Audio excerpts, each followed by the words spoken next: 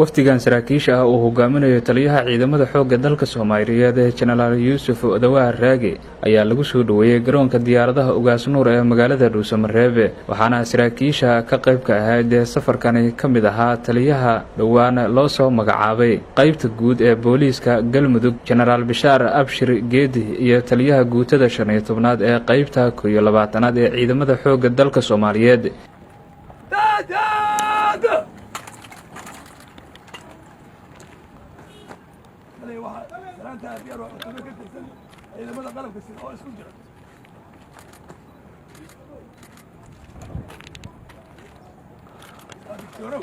saraakiishan uu hogaaminayo Taliyaha ciidamada xoogga dalka Soomaaliyeed ayaa waxaa ku soo dhaweeyay garoonka Ugaas Nuur ee magaalada Dhuusamareeb Taliyaha qaybta 22aad ee ciidamada xoogga dalka Soomaaliyeed Taliyaha booliiska gobolka Galgaduud iyo saraakiil kale iyo ciidamo ka tirsan qaybaha kala duwan ee ciidamada qalabka sida wasiiro xildhibaano iyo qaybaha kala duwan ee bulshada iyo maamulka magaalada Dhuusamareeb ee caasimadda dowlad goboleedka Galmudug wafdigan soo gaaray magaalada Dhuusamareeb ayaa loo soo gudbiyay gudaha magaalada Dhuusamareeb iyadoona maalmaha soo socda la filayo in Taliyaha ciidamada xoogga dalka Soomaaliyeed uu kormeer ku tago xeryaha ciidamada xoogga dalka ay kaga jiraan qaybaha kala duwan ee ay ku leeyihiin rugaha kala duwan